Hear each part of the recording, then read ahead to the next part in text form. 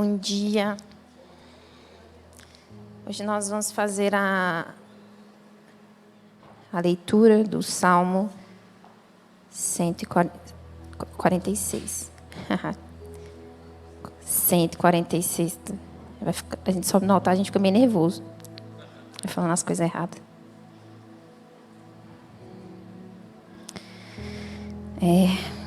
Eu fiz esses slides de última hora, então reparem não ia fazer slide porque esse salmo, não sei nem se eu tenho se eu sou digna de falar dele, eu acho ele muito forte, né? Mas antes eu queria fazer uma outra oração, não invalidando a do pastor, né? Mas testificando, né? Senhor Deus, Pai, me coloco diante da Tua presença, te louvo, te exalto. Que hoje as minhas palavras sejam Tuas, que o que eu falar seja o Senhor falando. Não permita que o discernimento da Tua palavra seja confundido, Senhor, com as palavras que saírem da minha boca. Mas que Ele venha penetrar no coração de cada um que está aqui. Que o Senhor possa ser real, Senhor, através da Sua palavra. Em nome de Jesus. Amém. Bom, o Salmo 46... eu coloquei como se fosse um salmo de sabedoria, porque o salmo de soberania de Deus, né? Sobre quem Deus é, a soberania do Senhor. Para a gente tentar entender, eu coloquei algumas classificações nos slides para ficar fácil. Então, pode passar o slide aí. Você não vai precisar ficar abrindo a Bíblia o tempo todo. Os textos estão citados no slide, para ficar fácil vocês acompanharem. Então, antes de começar o Salmo 46, a gente vai falar um pouquinho sobre ele, né? Qual é o contexto histórico do Salmo 46? Ele foi escrito pelos filhos de Corá, né? Assim como o Geilson falou na última aula, os filhos de Corá, eles foram aqueles que tiveram aquela revolta contra Moisés, que a terra consumiu, uma parte deles não foram mortos, e eles eram levitas, né? Eles eram levitas de acordo com a lei de Moisés. Bom, naquela época, eles tinham que cumprir, né, uma escala por serem ministros de louvor. E eles subiam 3 vezes a Jerusalém, eles faziam a subida nos degraus, tinham 15 degraus. Havia levitas em cada degrau que cantavam os salmos quando eles subiam, né? E na peregrinação eles também cantavam. Então, os filhos de Corá, mesmo depois dessa situação de rebeldia, os vivos, né, continuavam sendo levitas na casa do Senhor, né? Isso é importante a gente saber, que às vezes o Senhor corrige, né, a quem Ele ama, e Ele também continua sendo receptivo àqueles que se arrependem. E quando esse salmo começa, ele tem uma ordem de ser cantado, porque ele é um hino. Ele é um poema hebraico, ele é um hino, né? Então ele tem uma ordem de ser cantado. Ele é cantado por vozes que são agudas, ele tem agudas, ou seja, ele tinha que ter uma forma de ser executado. O mestre que cantaria de canto era específico, ele que guiaria esse louvor. Mas a gente não sabe, assim, quando foi que esse salmo foi escrito, em que contexto, né? Nós não sabemos a data. Mas o que se sabe desse salmo? Pode passar o slide. A gente sabe que quando ele foi composto, ele foi escrito como uma canção, né? Ele é um gênero literário poético. Ele foi escrito em 3 estrofes. E essas estrofes, no hebraico, tem algumas bíblias que classificam como selar, que significa pausas. Então, cada estrofe, você canta e você faz uma parada. Na música, a pausa serve para você mudar o ritmo, serve para você restaurar o fôlego, serve para você respirar. E eu queria que vocês observassem cada parte dessas estrofes que nós vamos abordar, finalizando essa pausa, como numa música. Você se preparando para a próxima etapa dessa canção, né? Então, eu achei isso interessante, a gente falar sobre a composição de uma canção como um salmo, né? Como ele é dividido. Pode passar o slide. Então, ele tem 3 estrofes. ou seja, também 3 pausas. Na primeira pausa, ele vai dizer quem Deus é. Na segunda pausa, ele vai dizer aonde Deus mora e o que isso representa para nós. E na terceira pausa, ele vai dizer o que Deus fez e o que ele faz, tá? Então vamos dar seguimento para entrar na leitura dos Salmos. Lembra que eu disse para vocês que nós não sabíamos o contexto no qual esse salmo foi escrito? Mas quando o salmo dos filhos de Corá foi produzido, havia alguns contextos que os comentaristas e até as próprias citações da Bíblia falam. Que o primeiro contexto relacionado ao louvor desse salmo, eles cantavam esses salmos, foi primeiro em Isaías 37. Que ele conta sobre o rei Ezequias, que veio contra o rei Ezequias, Senaqueribe, né? E ele se levanta contra o rei Ezequias, manda uma carta para o rei Ezequias através de um comandante dele, falando que ele iria destruir o povo de Judá. Ezequias estava no seu 10º reinado, então ele fala que ele ia destruir. Só que o rei Senaqueribe era tão poderoso e ele destruía tantas nações que para o rei Ezequias, ele ficou com medo, ficou apavorado.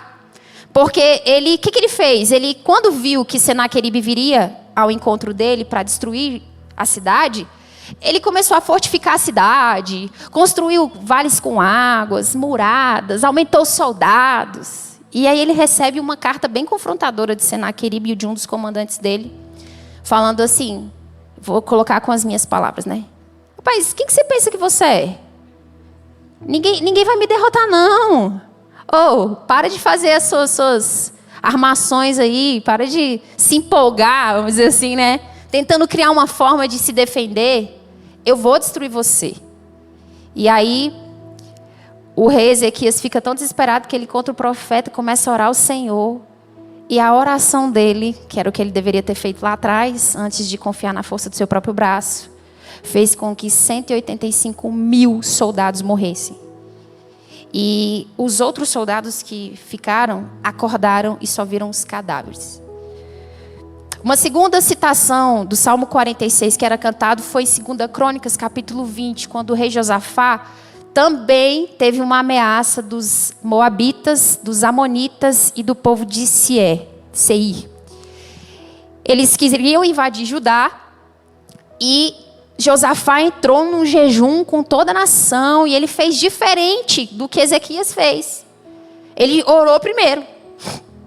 Então ele começou a clamar ao Senhor, orando ao Senhor, pedindo ao Senhor para proteger eles e tal. E o Senhor fala para ele assim, rapaz, com as minhas palavras novamente para vocês entenderem.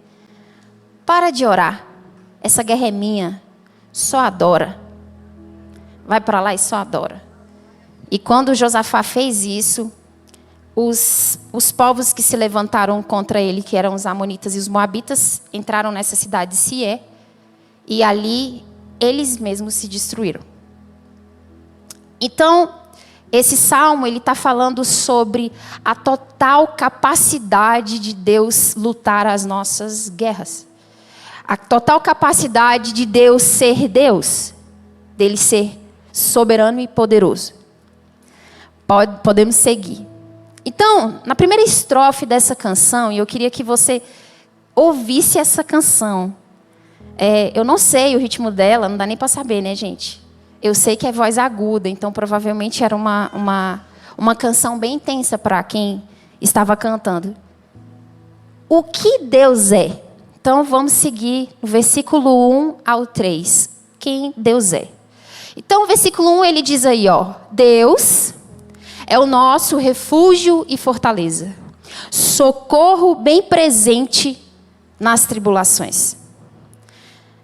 Quem Deus é, então? O que o salmista está dizendo sobre quem Deus é? A primeira coisa que a gente vê nesse salmo é uma palavrinha que a gente, às vezes, por ter ela constantemente no nosso vocabulário, não percebemos a essência dela no português.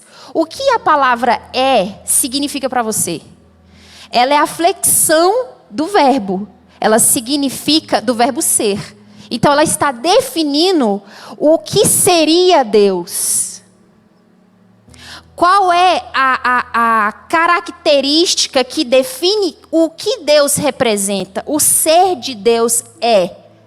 E após ele dizer o que o ser de Deus é, ele define que, no português, outra palavra, a palavra nosso. A palavra nosso no português é um pronome de possessão, não é? De posse. Então, o ser de Deus se caracteriza em algo que ele te deu e pertence a você.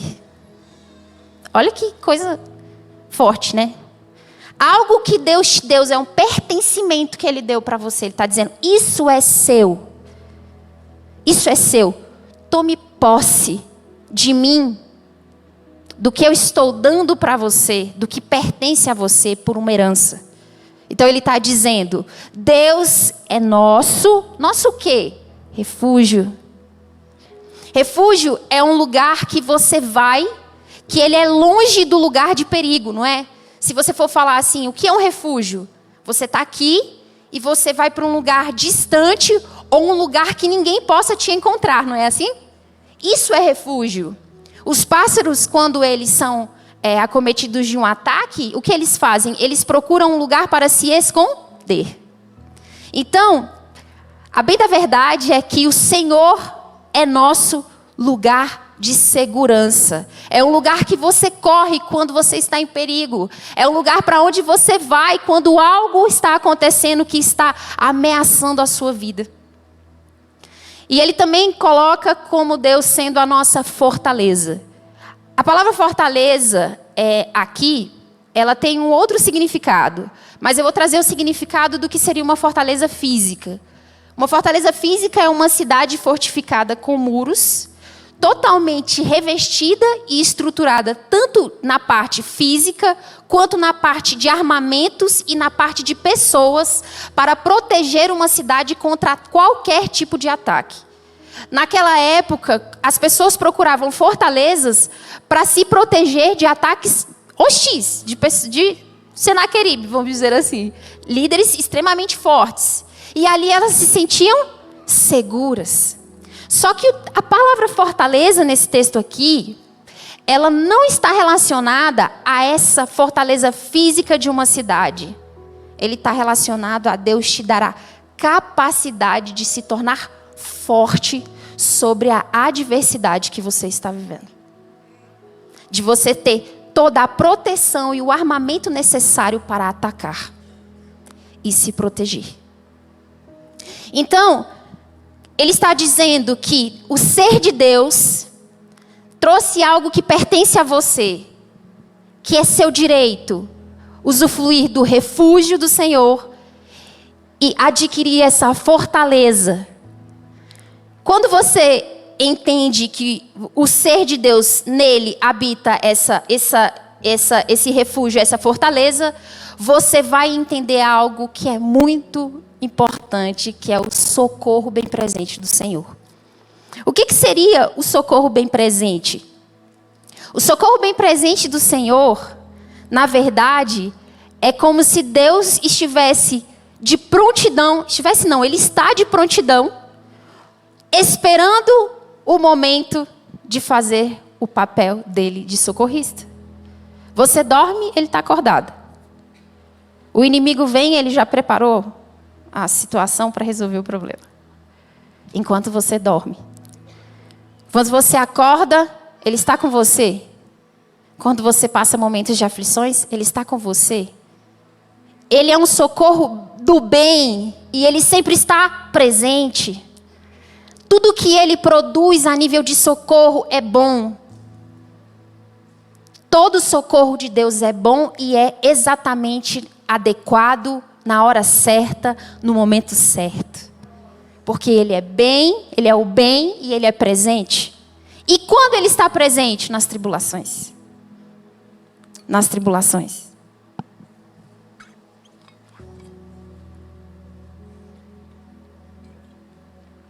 Pode passar o slide. No contexto de o que Deus é, eu queria te fazer uma pergunta. Quem Deus é para você, define suas reações. Quais são as reações que você tem tido sobre o que Deus é? quais são as reações que você tem tido que definem o que Deus é. Se eu acabei de ler a expressão do salmista definindo o ser de Deus, refúgio, fortaleza, socorro bem presente. Qual é o conceito de Deus que você tem na cabeça que as suas reações manifestam dizendo quem Deus é? Pensa aí. Você realmente entende quem Deus é? Pode seguir. Eu queria antes também fazer uma pergunta para vocês. Como eu posso descansar em Deus se eu não sei quem Deus é? Como pode haver descanso no Senhor se eu não sei quem Deus é? Eu não estou dizendo sobre você conhecer a Deus, no sentido assim de eu digo que sei quem Deus é. Eu estou dizendo o que você faz que em suas atitudes que representa quem Deus é. Observe o que você faz que representa quem Deus é. Só um momento.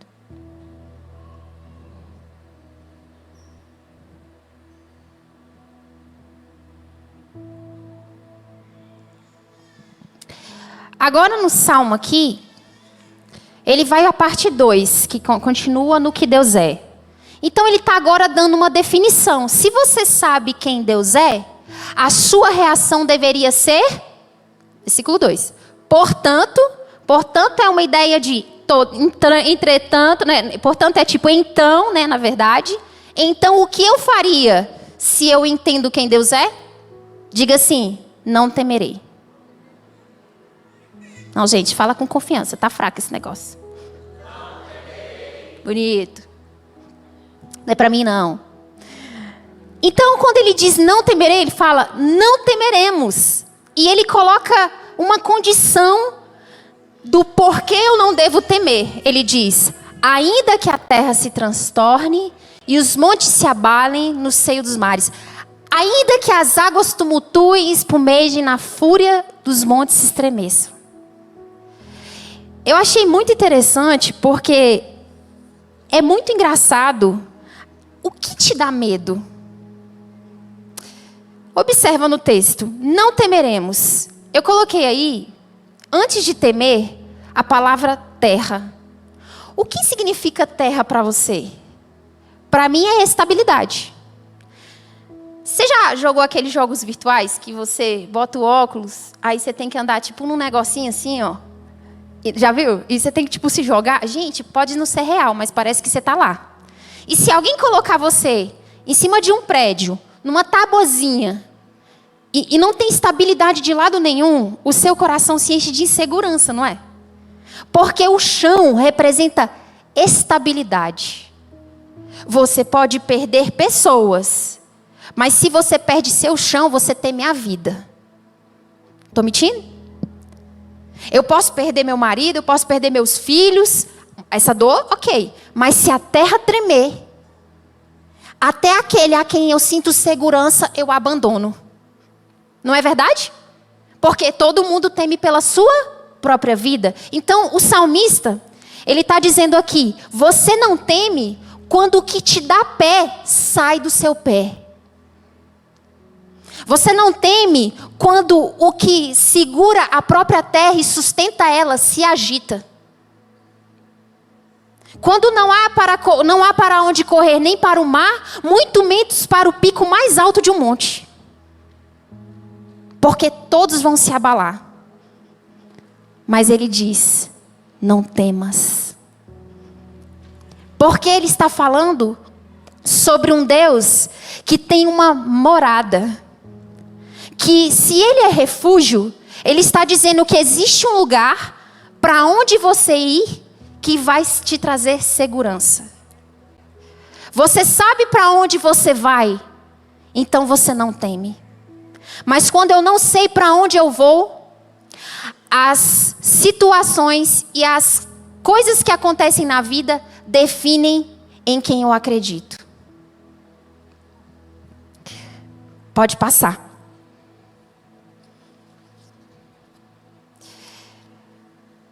Consequências do conhecimento de Deus. Não temer. Se existe alguma coisa na sua vida que tem gerado temor, inseguranças, medos de perdas, tristezas, aflições, em relação ao temor que Deus está dizendo, é nada. Na verdade, Deus está definindo o seu chão. Seu chão é isso que você está preocupado. Seu chão é isso. Você acredita que essa pequena coisa é muito mais poderosa do que um Deus que está dizendo que a terra se agite. Porque se você estiver cheio de dívida, mas houver um terremoto aqui, você vai lembrar da dívida? Se você tiver com um filho que está vivendo numa situação adversa na vida dele que está te preocupando e acontecer um terremoto, você vai lembrar do filho? Você pode até lembrar dele, mas você vai ter que fazer alguma coisa? Vai ter como fazer alguma coisa? Quando a terra te estremece, você se torna impotente para mover qualquer tipo de ação. Então, ele está dizendo, as consequências do conhecimento de Deus eu não temo, então ainda que o seu chão, eu não sei quem é o seu chão, talvez o seu chão seja o seu esposo, seja a sua esposa.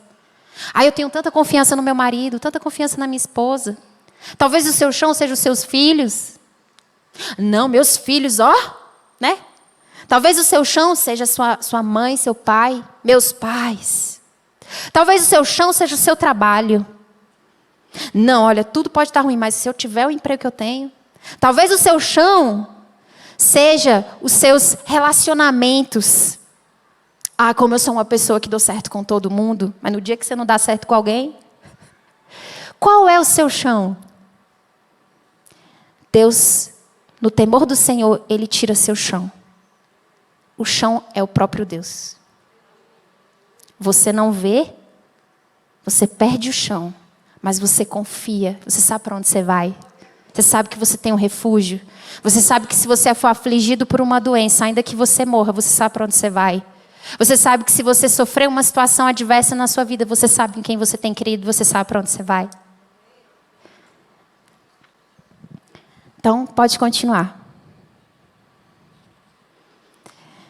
Esse Salmo 102, ele fala sobre essa grandiosidade de Deus, e eu queria relatar ele no slide, eu achei interessante. Ele fala assim, desde a antiguidade, antes, fundastes a terra, os céus, são obras das suas mãos. Eles perecerão, mas tu permanecerás. Todos eles envelhecerão como um vestido, como um tecido que se deteriora. Como roupas os mudarás e ficarão mudados. Porém, tu és o mesmo, e os teus anos nunca terão fim. Olha que coisa mais tremenda. Se Deus disse que Ele é o teu refúgio, Ele não é um ser humano que, se Ele ficar com raiva de você, Ele vai se afastar de você. Se Ele disse que Ele é o seu protetor, Ele não é como um ser humano que hoje Ele te protege e amanhã, porque Ele ficou com raivinha de você, Ele deixa de te proteger. Se Ele disse que te ama, Ele não é como um ser humano que te ama hoje, mas amanhã, pelo que você faz, Ele deixa de te amar. Ele é a essência da verdade, Ele é a essência do amor e dos sentimentos. Por que Ele haveria de mentir dizendo que Ele é o que Ele é? Só que muitas vezes a gente trata Deus como um ser humano. Então, eu me importo se o meu marido não me ama nesse contexto. Mas eu deveria me apegar ao amor de Deus, que jamais muda em relação a mim. Mesmo eu não sendo digno desse amor. Entende que Deus, embora nós vamos entrar nessa parte que é muito bonita. Deus, mesmo conhecendo que você não merecia esse amor, não merecia ter um refúgio, não merecia ter um lugar para que Ele te protegesse, ainda você não entendendo a soberania de Deus e o amando como deveria, Ele diz, eu vou lhe proteger. Deixa eu explicar como Deus soberano, por que eu te protejo. Porque eu tenho uma habilidade para exercer esse papel de cuidador, de protetor, de sustentador, de fortalecedor. Ele não precisava fazer isso, mas Ele fez. Por amor a nós, né? Então pode dar seguimento. E aí tem uma perguntinha aí, ó. Qual a sua visão de Deus? Observe suas reações e não seja escravo de condições. O que faz você não atravessar, muitas vezes, a sua insegurança, não é o fato de não ter o que atravessar. É porque você já condicionou a sua cabeça a um ambiente terreno. Então você olha para Deus como um ser humano. E você se condiciona a uma criatura que Deus, como criatura, Ele não tem habilidade para exercer o papel dele como Deus e desenvolver algo que para você é loucura. Sendo que Ele criou você, que para os cientistas é loucura. Ele criou os dinossauros que a gente nunca viu e é loucura, mas tem provas. Ele criou a Terra, que é impossível, habitada pelos seres humanos. O único planeta habitado pelos seres humanos. E é loucura. Mas quando o Senhor testa os nossos limites, Ele mostra para a gente que nós estamos escravos de condições. Qual é a condição que está te escravidando? É a mudança de uma pessoa? É algo que você acha que Deus não está no controle? Ou será que somos nós que não entendemos o que Deus é? Vamos seguir. Pode seguir o slide. A parte 2 agora, eu quero, antes de entrar, lembrar da pausa. Pensa. Não leia a Bíblia sem pensar. A pior tolice de uma pessoa é achar que pelo fato de ela andar com alguém, ela conhece essa pessoa. Não é porque você tem 10 anos de crente que você conhece Deus. Porque se fosse pelo tempo de convertido que diria o tanto que você conhece Deus, Deus não diria, me busque de manhã, de tarde e de noite. Acorde, fale comigo, deite, fale comigo, leia a palavra o tempo todo. Preste atenção. Feche seus olhos aí e pensa, será que as suas reações têm demonstrado o que Deus é? Eu fico com vergonha de ler esse salmo, porque muitas coisas eu não demonstro. Eu confio no que Deus é. Né? Agora nós vamos para a parte 2, que seria onde Deus mora e o que isso significa para nós. Que é do 47, 4 a 7. Pode passar. Agora ele vai dizer que há um rio cujas correntes alegram a cidade de Deus, o santuário das moradas do Altíssimo. Eu quero definir a palavra para você entender. Rio é uma corrente natural que ela sai de uma área mais alta para uma área mais baixa. Rio é uma corrente, uma fonte natural que ela sai de uma parte mais alta para uma parte mais baixa. Ou seja, uma potência regando lugares baixos. Ele está dizendo que existe um rio cujas correntes, ou seja, a velocidade da água, ela caminha num sentido de trazer alegria. Alegria. Alegria é uma sensação de emoção, é uma sensação de bem-estar. Quando você está passando uma grande tribulação, o teu socorro vem daquele que brota um rio dentro de você, trazendo paz. Esse rio, ele lava todos os sentimentos que existem dentro de você, que desestabilizam o seu controle. Pegam o seu controle e jogam por terra. E diz, opa, deixa eu controlar por você agora. Aí você, beleza, Deus, entendi. Então, ele está dizendo que essas correntes alegram a cidade de Deus. E ele fala que nessa cidade há um santuário. O que é um santuário? Santuário é um lugar onde os peregrinos iam para louvar e adorar o Senhor. Eu deixei tudo explicadinho no slide, porque quando vocês forem para cá, vocês possam ler. Para ficar fácil, porque eu sou visual. Então, ele diz assim que o santuário é um lugar onde os peregrinos iam para buscar, adorar e louvar a Deus. Então, se Deus, aonde ele habita, é um santuário, qual é a função de quem está onde Deus habita? adorar. Você nasceu para adorar.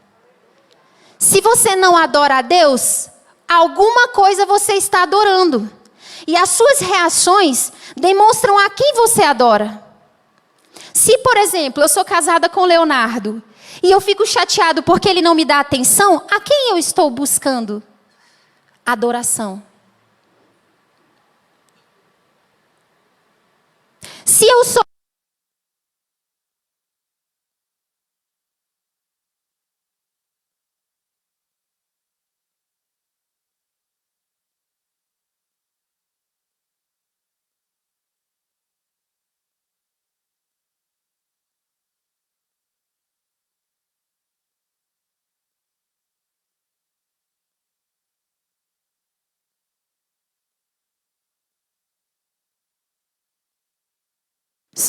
Só foi. Então, aqui eu estou procurando chão. Se eu olho para o meu filho, aí o meu filho erra. Me desestabilizei. Olha o seu chão. Olha o seu chão. Ele está dizendo que esse Deus tem um lugar que ele é adorado, que a gente tem que buscar, que a gente tem que exaltar ele. E ali ele faz morada, ele habita, ele está presente. E ele diz que ali é a morada do Altíssimo. Você sabe o que é Altíssimo? Eu vou explicar para você o que é Altíssimo. Vocês estão entendendo o que eu estou falando? O Altíssimo é a maior autoridade sobre algo criado. É que diante da criação ele é o maior. E não há ninguém mais poderoso, mais forte, mais soberano que ele mesmo, Deus. Então tudo que Deus criou está sujeito a obedecê-lo. Por que você está temendo a criação? Deus não pode mudar essa pessoa. Por que você está temendo a criação tão pequena diante de um Deus tão grande? Para Deus, a pessoa é bem menor que isso. É uma caneta. É como se eu sou Deus. Assim, gente, eu não poderia falar isso, mas é só para vocês entenderem. É como se eu fosse Deus e essa caneta fosse a gente. Essa caneta não quer escrever. O que eu faço com ela? Para a caneta, ela diz, eu nunca mais vou escrever. Ela não tem mão, como é que ela muda a tinta dela? Mas eu sou o Criador. Eu tiro, troco a tinta e faço ela funcionar de novo.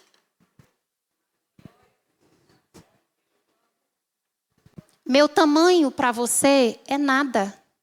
Por que você acha que eu sou nada diante do seu tamanho?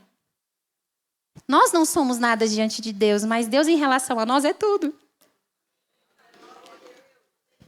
Então, deixa eu te falar, esse Deus grande, imagina, eu aqui, ó, de volta, eu não acho que eu deva fazer essa analogia, mas é para vocês entenderem. Eu como Deus, pego essa caneta. Ela não tem a capacidade de ser funcional sem a presença de Deus. E aí eu digo, olha, eu sou grande. A caneta olha para mim e fala, meu Deus, como você é grande. Como você é grande. Que desejo de você me utilizar. E eu digo, não vou lhe utilizar.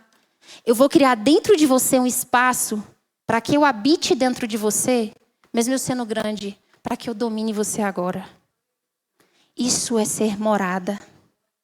Você entende que diante de toda a criação, animais, ele decidiu morar na gente?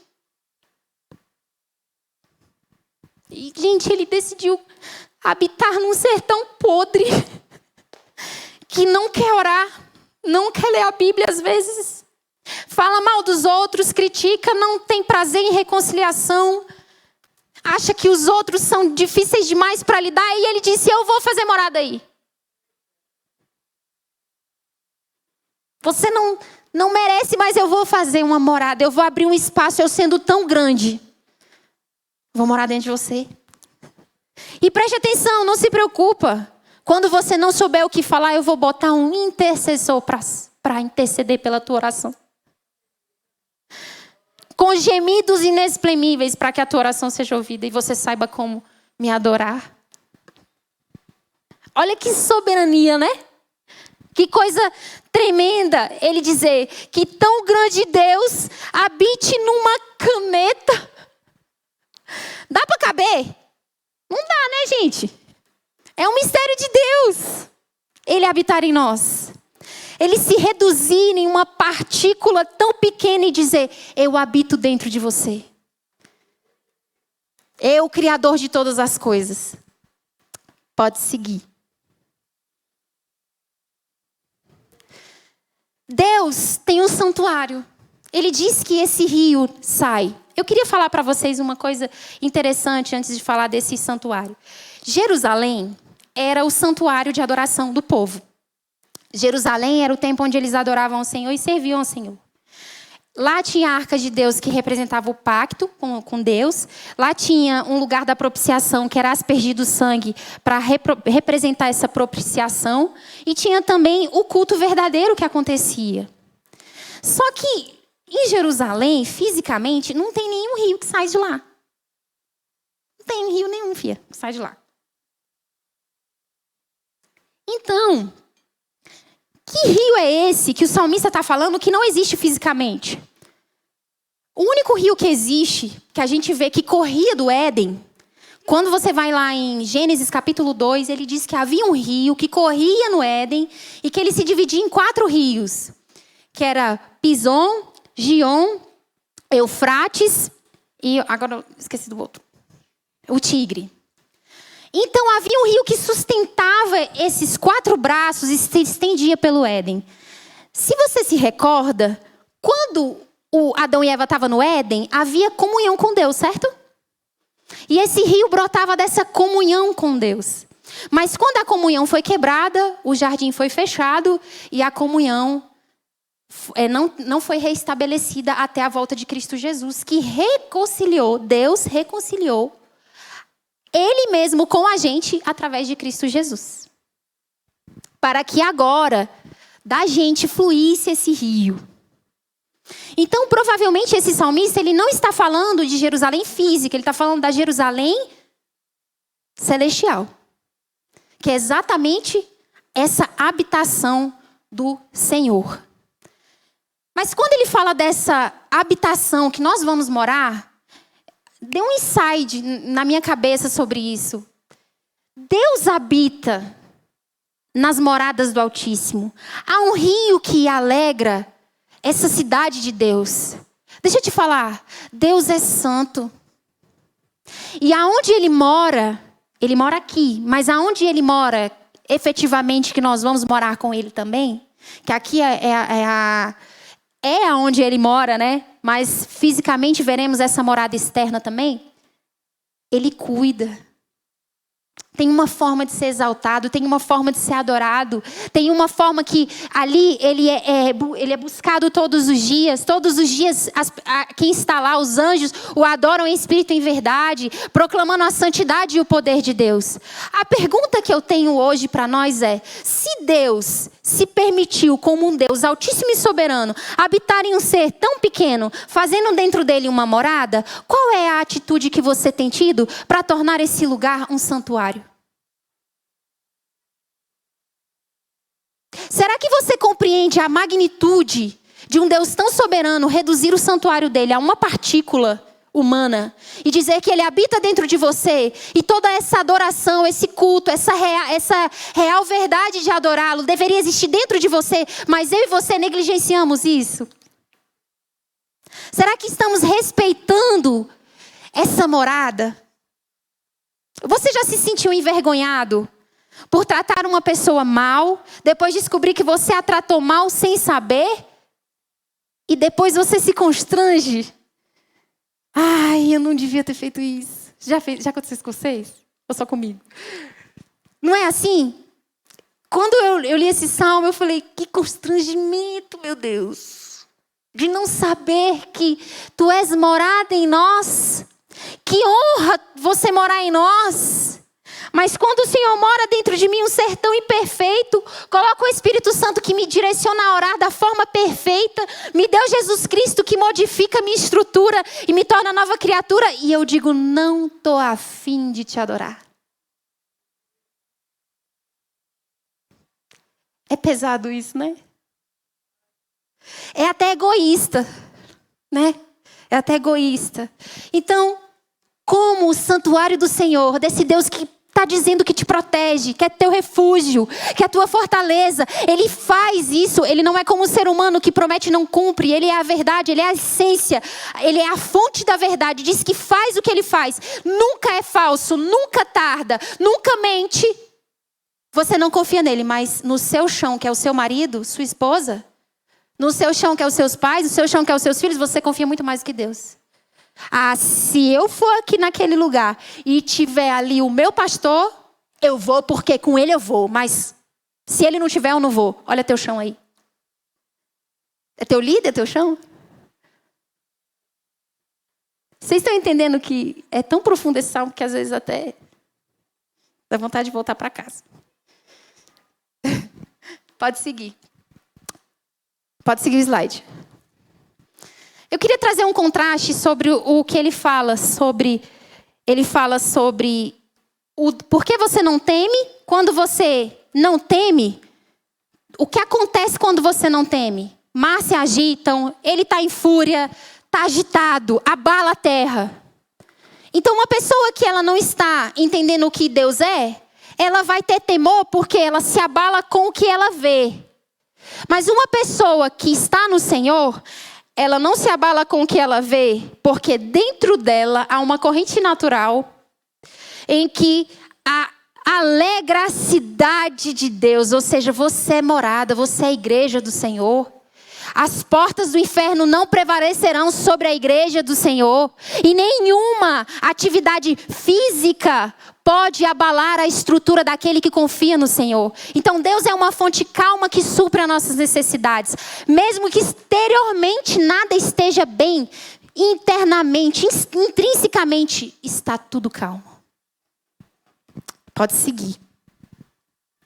Versículo 5, ele diz: Deus está no meio dela, jamais será abalada. Deus ajudará desde antemanhã. Eu queria trazer algo para vocês aqui. Talvez eu não vou conseguir ir na citação por causa do tempo. Mas quando a gente vai para a história da mulher samaritana, nós vamos entender... Vou lá. O Geilson falou disso, né? E eu acho isso muito legal. Quando você vai para a história da mulher samaritana, ela estava indo buscar água no poço de Jacó, lá em João capítulo 5. Vou contar a história, depois vocês leem. Quando ela chega no poço, Jesus está dentro do poço ou fora do poço? E o poço era de quem? De Jacó. Ela vai pegar água em Jesus ou em Jacó? Olha o chão dela. Olha o chão dela. Aí ela chega no chão dela, vai pegar a água que não sacia a sede dela. Quando ela vai pegar, do lado de fora do poço está Jesus, descansando. E diz: mulher, me dê água aí. E ela olha para ele: oxe, eu sou samaritana, tu é judeu, o que você está falando comigo? Do lado de fora do poço, porque pessoas são poços, seu chão é poço, ele não é fonte, está a fonte. Pedindo água. Quando ela pede água para Jesus, ela pega e fala várias coisas, mas ela chega, ela fala com Deus assim. Cadê? Vou ler aqui. Não é João 5, não. É João 4, gente, desculpa. Ela vira para Jesus e fala assim: estava ali na fonte de Jacó, cansado da viagem, assentando-se Jesus junto à fonte por volta da hora sexta. E veio uma mulher samaritana tirar água e disse-lhe Jesus: dá-me de beber.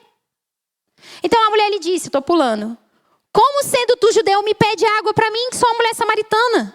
Replicou Jesus: se você conhecesse, preste atenção, o dom de Deus, e quem é que está te pedindo, mulher? Quem é que está te pedindo? Dá-me de beber, você me pediria. Peça da água de Deus através de Cristo Jesus, que ele falar de ti fonte. Só que aí ela responde: Senhor, Essa aqui é a relação entre nós e Jesus, entenda. A mulher samaritana é a relação do conhecimento de Jesus na terra. É desse jeito que a gente é. Meio, desculpa a palavra, devagar. Sabe? Devagar no conhecimento de Deus. Então ele fala assim, Senhor, tu não tens com que tirar a água. O poço é fundo. Da onde vem essa água viva? Ele fala assim, ela fala, porventura, você é maior do que o meu chão, Jacó? Você é maior do que o meu marido? Quando meu marido não está me protegendo, você é maior do que meu filho? Você é maior do que a minha mãe, meu pai, as pessoas, o pastor, os líderes? Aí Jesus fala, coitado. Deixa eu te explicar. Ele fala assim, quem beber dessa água de Jacó vai ter sede. Mas Jacó é testemunha, viu, gente? Jacó aponta para Jesus, mas ele não é a fonte. Ele diz, aquele, porém, que beber da água que eu, Jesus, lhe der, nunca mais terá sede. Pelo contrário, a água que eu lhe der será nele uma fonte a jorrar para a vida eterna. Essa fonte que jorra lá do Éden, que jorrava no Éden, hoje jorra de você através de Jesus Cristo. E aí ele continua dizendo, ela meio ainda zureta, aí ele fala assim, nossos pais, ela creio que tu és um profeta. Dá vontade de dar uma bifa, né? Mas a gente é assim no conhecimento de Deus. Nossos pais adoravam neste monte. Entretanto, vocês judeus dizem que em Jerusalém é o lugar que devemos adorar. Agora olha a resposta de Jesus para você entender esse texto. Disse-lhe bem, você pode crer que a hora vem quando nem nesse monte, nem em Jerusalém adorareis ao Pai. Ele está invalidando a terra física com o nome. Jerusalém, a terra física, e está invalidando o lugar que os samaritanos estavam adorando, porque não poderiam ir para Jerusalém, porque os judeus os rejeitavam. Ele diz, vós adorais o que não conheceis. Você não me conhece, igreja. Nós adoramos o que conhecemos, porque a salvação veio dos judeus, mas a hora vem, e a palavra aplica para o agora. Agora é em que os verdadeiros adoradores adorarão ao Pai em espírito e em verdade. E aonde você adora, bate no seu peito. Aqui, ó, no seu quarto, na sua intimidade com Deus. Se você só adora quando tem alguém te sustentando, esse é seu chão. Não conhece Jesus. Se você só vai para a igreja porque tem aquele líder que você gosta, não conhece Jesus. Se você só vai para a igreja quando só tem a igreja cheia, não conhece Jesus. Porque só o fato de conhecer a Deus deveria te trazer uma estabilidade de confiança na soberania dele. Então, quando a gente segue o Salmo, ele vai dizer, Deus está no meio dessa cidade. Deus está no meio dessa cidade. Jamais será abalada. Deus o ajudará de antemanhã. Ele está dizendo, quem está no meio da cidade de Jerusalém? Quem é que sustenta essa cidade? Deus. E quem está em Deus, através de Cristo Jesus, é abalado? Diga não. Diga não. Sabe por que não? Porque Deus é soberano e poderoso. Ele é totalmente capacitado para exercer a função dele como Deus. Então ele está dizendo que quando você está em Deus, buscando o Senhor, entendendo que você é santuário do Senhor, ele está dizendo que ele vai te ajudar antes de amanhecer, na madrugada. Você está dormindo, eu disse? Ele está lá, de prontidão como sentinela, te protegendo. Você seria capaz de ver muita gente vindo atrás de você e descansar? Você seria? Eu acho que eu não. Eu ia correr, às vezes. Continua, pode seguir o salmo. Consequências de Deus morar em Jerusalém. Deus está no meio dela. A igreja de Deus não vai ser abalada. Aqueles que confiam no Senhor, que amam o Senhor, que aceitaram a Jesus como seu Senhor e Salvador, não serão abalados. Deus o ajudará. Ele está em prontidão, na madrugada, procurando nos proteger. Ele não dorme. Próximo slide. Próximo slide, por favor. Então, deixa eu passar aqui no meu celular.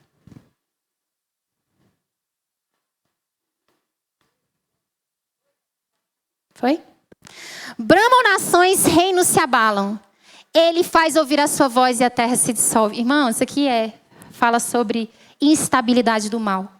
Uma pessoa que não entende a soberania de Deus, ela tenta te controlar pelo grito. Sabe que a gente faz isso quando é pai, às vezes, né? Você fala, meu filho me obedece. Aí ele não te obedece, você vai aumentando o tom de voz, porque você acha que pela intensidade que você fala, ele vai te obedecer. Tolice a sua. Você endurece o coração dele. Mas como a gente é tolo, né? Deus, ele não precisa falar grosso, nem gritar. Quando ele fala, a terra se dissolve. A voz dele é tão viva e tão decisiva que ele dá um fim a todas as coisas. Então ele está dizendo, as nações podem gritar, rugir. Ele está dizendo que os reinos podem se abalar. Mas quando ele permite que a voz dele seja ouvida, a terra se desfaz. Então, se eu, como ser humano, sou pertencente a Cristo, ele habita em mim. Se ele me desfizer, eu tenho um lugar para ir. Não é? Se hoje, esse teto desabar, Deus me livre, mas se acontecer uma calamidade onde nós não possamos viver, que delícia morar com alguém que sempre foi refúgio, sempre foi fortaleza, sempre nos protegeu. Que maravilha saber para onde nós vamos. Mas se você não se alegra com isso, as suas reações demonstram o conhecimento de Deus, como está na sua vida. Vamos dar seguimento? Já estamos acabando. O Senhor dos Exércitos está conosco. O Deus de Jacó é o nosso refúgio. Deus é Senhor de tudo que Ele criou. A palavra Senhor é definida como proprietário. Deus tem você como propriedade. Ou seja, a criação está sujeita ao Senhor. Você está sujeito ao Senhor. Se entregue a Ele. Não adianta resistir. Nossas reações resistem à soberania de Deus. Para. Na parte 3 agora do Salmo, pode seguir. Nós vamos para a pausa, que eu não vou fazer porque vai demorar demais. Mas pense sobre essas coisas em casa. O que Deus fez e faz. Pode seguir, que é o 8 ao 11. Vinde e contemplai as obras do Senhor, que assolações efetuou na terra. Ele pôs termo à guerra até os confins do mundo, quebra o arco e despedaça a lança. Queima os carros no fogo. Aqui o salmista está falando sobre uma situação em que o Senhor tinha dado a vitória para o povo. Nós não sabemos qual, mas eu citei 2 para vocês. Em que o Senhor deu a vitória sem que eles fizessem nada além do que era necessário. Oração. Pode passar. E eu queria destacar algo importante. Como você sabe que você está vendo o que Deus fez? A primeira coisa é contemplar, é ir até Deus para saber o que Ele fez. Quando você não ora, você não vai até Deus para compreender a magnitude do poder e da soberania de Deus. Então, vá, se aproxime do Senhor. Quando você se achega a Deus, Ele vai te fazer contemplar. Contemplar é observar, é admirar, é perceber. Algo que antes, por você passar de forma despercebida, não observou. O que Ele está te mandando contemplar? Com os olhos interiores, com a sua alma. Ele está falando para você contemplar as obras do Senhor. Meu irmão, Romanos capítulo 1 vai falar que a ira de Deus se revela sobre as pessoas que ignoram que a natureza já revela Deus. Será que às vezes as nossas reclamações sobre as situações não revelam que o Senhor às vezes está chateado com a gente? Eu reclamo do meu marido, da minha esposa, da minha casa, do meu lado, da minha família, isso aqui. Será que você tem contemplado o que o Senhor fez? Então, Ele diz para você, contemple. Preste atenção, quando Ele fala, o Senhor dos Exércitos está conosco, no versículo 6, brama nações, reinos se abalam, Ele faz ouvir a sua voz, a terra se dissolve, o Senhor dos Exércitos está conosco, o Deus de Jacó é nosso refúgio.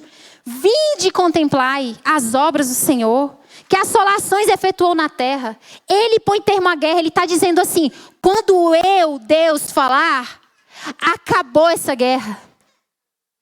Vai chegar um fim de toda a assolação da humanidade. Vai chegar um fim de toda a tribulação. Vai chegar um fim dessas rivalidades. Ele é o reconciliador. Só através de Jesus a reconciliação.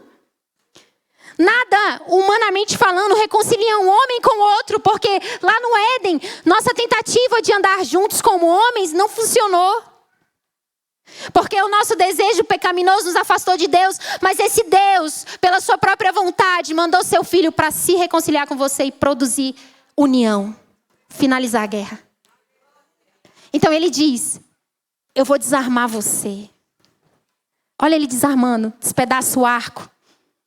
A lança você consegue ver quem joga, né? O arco você não vê. Então há aflições e lutas na vida que vão vir de longe, você não sabe, ele já te protegeu. E há uns que vão vir de perto que você vai saber. Ele também te protegeu. Pode passar. E agora, finalizando com a palavra mais difícil de todas. Aquietai-vos, povo de Deus. Sabei que eu sou Deus, sou exaltado entre as nações, sou exaltado na terra. O Senhor dos exércitos está conosco, Deus de Jacó é o nosso refúgio. Ele diz, aquieta, isso não é aquietai-vos de forma tranquila. Ele está dizendo, olha que poderoso eu sou, para de agir. Para de andar armado, para de brigar, para de ser guerreiro, para de se defender dessa forma. Deixa que eu luto as suas guerras. Haja quando eu mandar, faça quando eu falar. Pode seguir. Consequências do que Deus fez. Eu fico quieto. Então agora a gente vai embora porque ninguém está ficando quieto, né? Então... Quem é que está ficando quieto aqui? Eu não fico às vezes. Ele diz, fiquem quietos. Para. Tá brigando? Para. Tá tentando vencer? Para. Tá achando que eu não estou no controle? Para, eu estou no controle. Deus não é tolo. É como se fosse uma palavra de ofensa para Deus chamá-lo de tolo. E dizer que ele não está no controle de nada. Como se você fosse Deus e soubesse o que ele deveria fazer. Você está achando que você é o quê? Às vezes eu me pego nas minhas tolices humanas, definindo para Deus como ele deveria agir em algo que eu acho que ele deveria agir como se fosse, Deus, o Senhor está no descontrole da terra. Tá vendo? Esse governador aqui tá péssimo. O Senhor não está fazendo a obra, Deus. E Deus está lá de cima falando assim, eu estou fazendo, meu filho, é você que não está me entendendo. Eu já fiz. Eu sou hoje, o amanhã, eu sou o antes, eu sou o depois. E nós somos o quê? Um pó. Que só é definido os dias pela vontade e a direção do Senhor.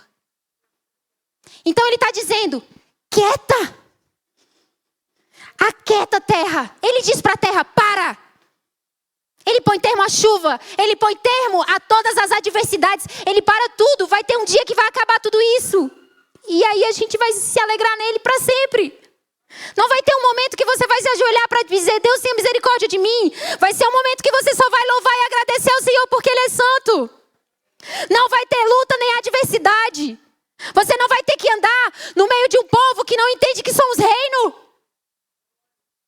Não vamos ter que andar no meio de um povo que parece que não entende que a obra do Senhor é dele. E ficamos o tempo todo atrapalhando a obra do Senhor. Não andamos como servos unidos, mas divididos e separados. Deixa eu atrapalhar a obra do fulano. Porque eu acho que ele não é de Deus. Achando que Deus coloca autoridades para governarem que não está no controle dele. Será que não é você que acha que é soberano e autoridade sobre o próprio Deus? E Deus está te mandando calar a boca. Para de achar que eu não estou no comando. Porque até nas reações negativas o Senhor está no comando. Nós fizemos a campanha de 21 dias, confrontando e entendendo o coração de um rei doente, Nabucodonosor. E Daniel permanecia na corte, esperando Deus curar Nabucodonosor. E ele estava ali, um homem selvagem, comendo nada, mas ele tinha aceitado a soberania de Deus. Você é capaz de esperar? Ou somos covardes de entender a soberania de Deus e permanecermos nos lugares que o Senhor nos colocou? Entenda que Deus está mandando a gente se aquietar. Ele é o reconciliador. Paulo esperava o povo acordar para Deus. E eu e você reclamamos do povo de Deus, achando que Deus está errado e atrasado. Deus não está cumprindo a vontade dele. Deus está dizendo, se aquieta. Não é uma palavra suave, é uma ordem. Para de achar que eu estou fora do controle. Porque até nas dificuldades Deus está no comando. Deus sabe o coração de cada pessoa para tratar. Não você. Então se Deus tiver que passar alguém pelo errado e você vê a pessoa sofrer, e você vai ficar lá no lado e esperar Deus agir, e vai esperar o momento de Deus te chamar para chegar lá e dizer, o Senhor está falando isso. Mas você não vai intervir. Porque Deus trata cada um de acordo com a vontade dele. Não de acordo com a sua. Se aquieta. Nação está sendo trabalhada pelo Senhor, você não percebe? Não fale mal da nação. Não fale mal. Ainda que você tenha motivos para ver a nudez. Ore. Pode seguir. Repita comigo. Deus tem a habilidade para ser Deus. E a característica que define que você entende o que Deus é, aonde Ele habita e o que Ele faz, é se aquietar. A palavra aquietar, nesse texto, ela define tudo isso que eu coloquei em volta. Ó. Primeiro eu vou a Deus. Ele é meu refúgio. Ele é a minha força. Eu não vou temer. Ele me sustenta. Eu descanso. Ele me desarma. Ele me reconcilia quando Ele quer. Ele é Cristo e forte. Cristo é forte. Me alegra o coração. Me ajudará. Não me abandonará. Admire tudo que Deus fez. Isso é se aquietar. Finalizamos. Pode seguir o slide com as referências. Essa é uma frase que eu deixei aí para vocês. O que Deus é para você. Observe suas reações, elas refletem sua confiança ou não em Deus. Amém?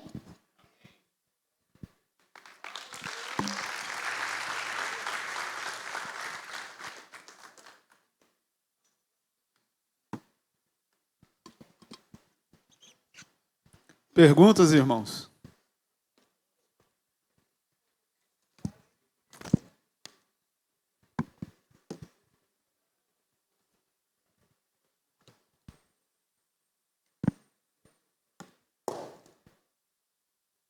Não? Tudo bem que ele vai perguntar, tô nervosa.